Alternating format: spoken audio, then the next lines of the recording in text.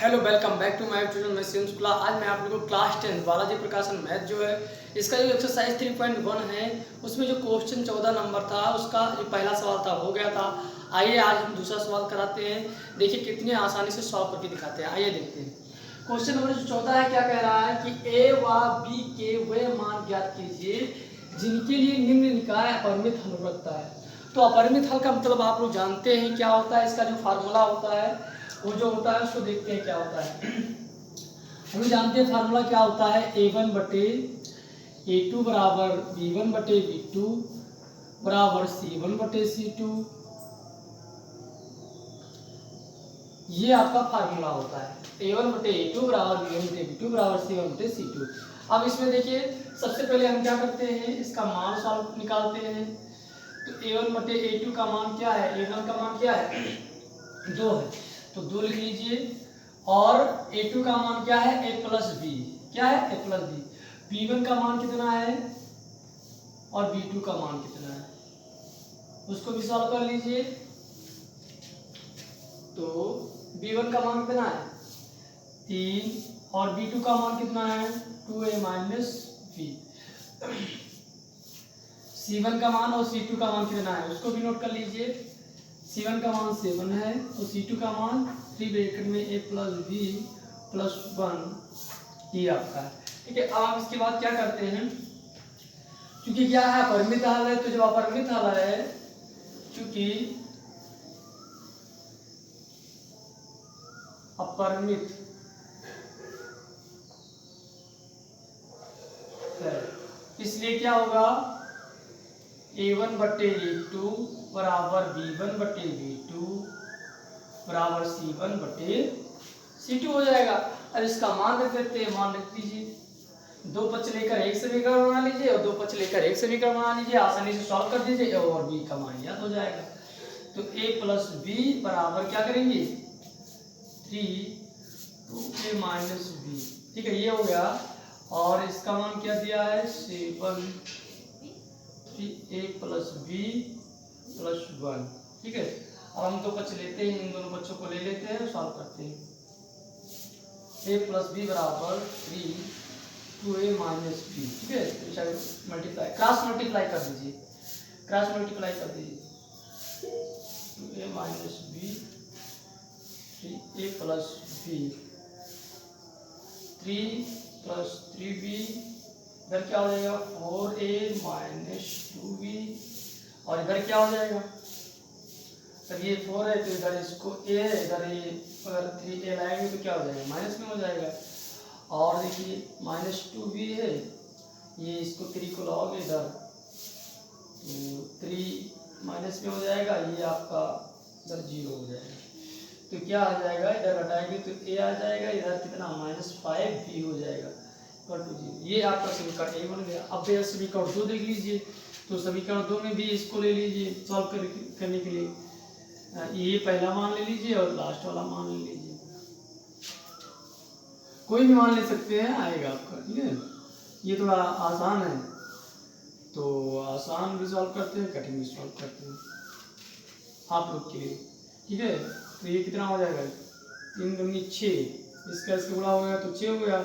Bracket में a plus B plus 1 yes no. इधर देखिए 7 ब्रैकेट में a प्लस बी हो जाएगा, नहीं हो जाएगा, हो जाएगा। तो ये इसका गुणा करेंगे तो 6a प्लस क्या हो जाएगा 6b प्लस 6 हो जाएगा, ये 7a प्लस 7b हो जाएगा। अब आप क्या करें, जिधर अधिक होता है उसको उधर लाते हैं। तो ऐसे समझ लीजिए कि 7a minus 6a plus 7b plus 6b, इसको हमने मान लीजिए इधर लाया तो ये इधर क्या बचेगा प्लस 6 बचेगा।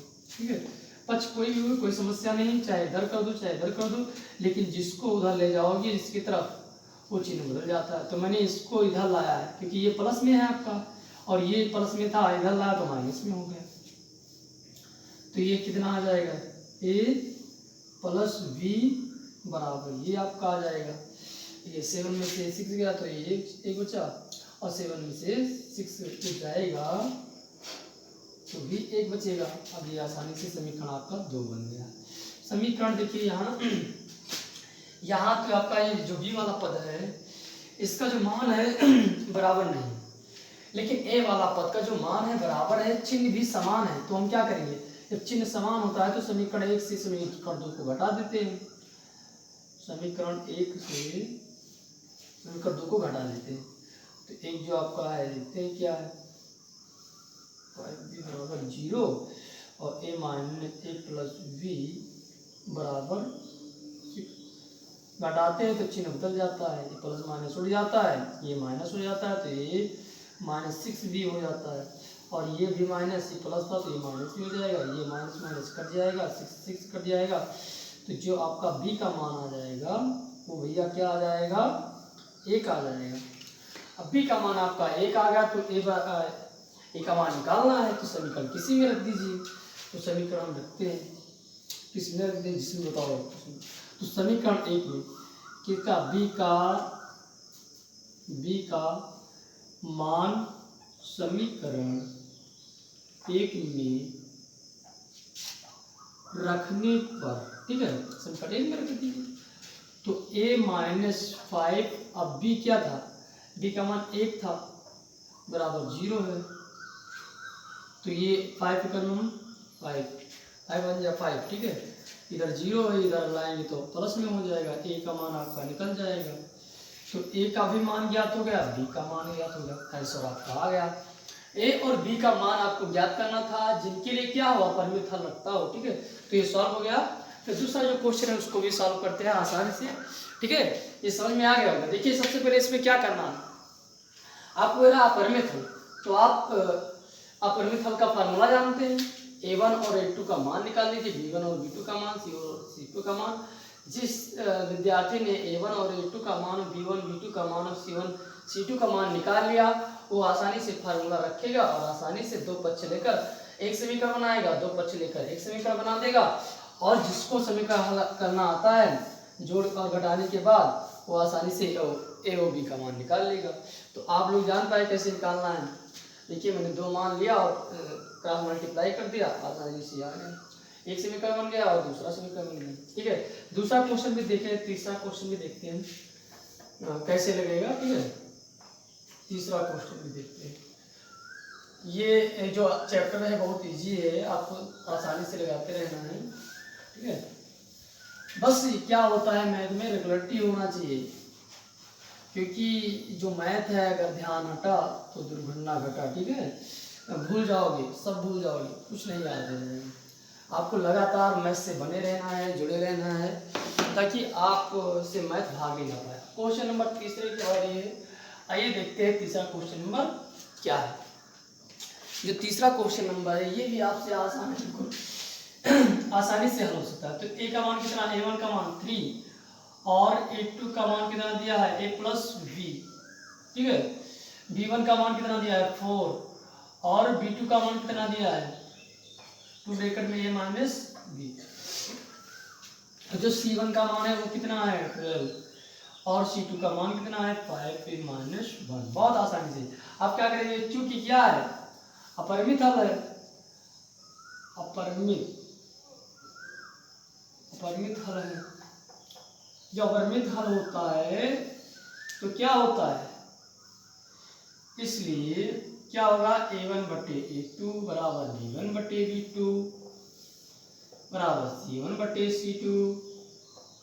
अब a1 का मान कितना है बताइए, उसका मान रखिए a प्लस b, ये आपका है b1 का मान जो है उसको भी रखते रहिए ब्रैकेट में a माइनस b। क्या देख रहे हो आप लोग, अरे इधर उधर मत देखो भैया, इस सवाल को देखिए, ये क्या है ये 5a माइनस 1, ठीक है। अब हम क्या करेंगे आप लोग बताओ जल्दी से, मैंने कई वीडियो में बताया आप लोग दो पक्ष लेकर एक समीकरण बनाएंगे, सबसे पहला काम। कोई डाउट तो है नहीं, समझ में आ रहा है। मैंने क्या किया, अभी तो मान तो रखा है, लेकिन दो पक्ष लेकर आप क्या करेंगे एक समीकरण बना लेंगे, फिर दो पक्ष लेकर एक समीकरण बना लेंगे। आइए देखते हैं। तो ये पहला देखिए, ये क्या होगा क्रॉस मल्टीप्लाई, क्या होगा क्रॉस मल्टीप्लाई, तो इसका तिरछा गुणा करोगे दो और 3 का गुणा हो जाएगा तो क्या हो जाएगा 6 हो जाएगा, बोलो। और इसका अगर गुणा करोगे तो ये आपका a प्लस b इतना आ जाएगा, पूरे गुणा करो तो ये 6 हो जाएगा। तो 6ab 6b, ठीक है, इसका बात करोगे तो 4ab प्लस 4b। अब आप क्या करें, जिधर अधिक होता है उधर पक्ष में ले आया जाता है, तो ये इधर 6 है, 6 से इधर फिर 4 a को ले जाएगा, प्लस में उधर जाएगा तो ऑटोमेटिक माइनस में हो जाएगा। अब देखिए ये आपका -6b है, इसको भी उधर ले जाया जाए तो माइनस में हो जाएगा, ये आपका 0 बच जाएगा। अब आप क्या करेंगे बताइए, जल्दी बताइए, इसमें से घटाएंगे तो 2a आएगा कि नहीं आएगा, ये 10 हो जाएगा, 10 भी हो जाएगा, ये आपका 0 हो जाएगा। आप क्या करें, इसमें 2 कॉमन ले लें, क्या करें, 2 कॉमन ले लें या 2 से भाग कर दें, तो 2 कॉमन लेकर इधर गुणा कर दो, 2 कॉमन लिया आपने तो कितना बचा भैया, 5b इक्वल टू 0, क्या बचा 0। जब अगर आप भाग करेंगे तो 0 आ जाएगा, ये आपका समीकरण तैयार हो गया 1।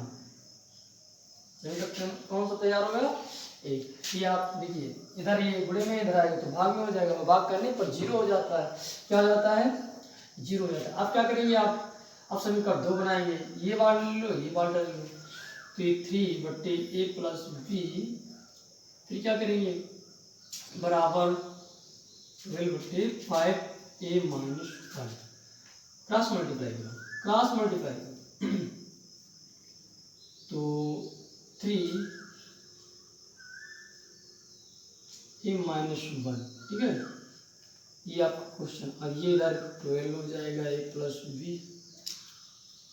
अब इसको आप मल्टीप्लाई करो तो अगर 3 बचे 15 हो जाएगा, ये 3 का नाम 3 हो जाएगा, इधर ये 12a प्लस 12b हो जाएगा, क्या हो जाएगा 12b। अब आप आसानी से देखिए यहाँ ये अगर घटाएंगे, ये कितना है 12 है, चलो 15 में से अगर हम माइनस कितना करते हैं 12, और ये 12 इधर प्लस में इधर आएगा तो भैया किस में हो जाएगा माइनस, ये इधर आपका माइनस में इधर लाओगे तो किस में हो जाएगा प्लस में। ये बताइए ना कि यहाँ कितना बचेगा 3, तो 3a लिख दीजिए, यहाँ कितना बचेगा माइनस, तो ये 12b बचेगा, ये 3। अगर हम 3 से डिवाइड कर देते हैं, 3 कॉमन ले लेते हैं, तो 3 कॉमन ले लो तो आपका a माइनस 4b, ये इधर से इधर ये कट जाएगा और ये आपका समीकरण बन जाएगा, ये समीकरण बन गया ना, समीकरण 2। अब समीकरण 1 और 2 को सॉल्व करते हैं, आसानी से सॉल्व कर लेते हैं। यहाँ आपको देखना एक खास बात है, ये देखना होता है भैया कि पद समान है और मान भी समान है, तो आप क्या करेंगे, और चिन्ह भी समान है, तो आप क्या करेंगे इसको माइनस कर देंगे।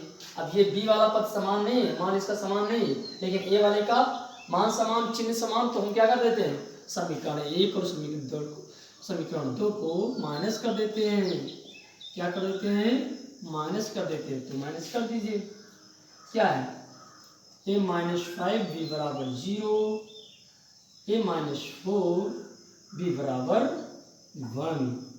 अब आप माइनस करिए ना, कट जाएगा प्लस हो जाएगा और ये भी माइनस हो जाएगा, तो भैया ये कितना बचेगा आपका -b, इधर -3, माइनस से माइनस कट जाएगा, यानी b का मान जो आपका आएगा 1 आएगा। इस प्रकार से आपका तीसरा क्वेश्चन भी सॉल्व हो गया। हम फिर मिलेंगे अगले क्वेश्चन के साथ नए वीडियो में, तब तक के लिए धन्यवाद, जय हिंद।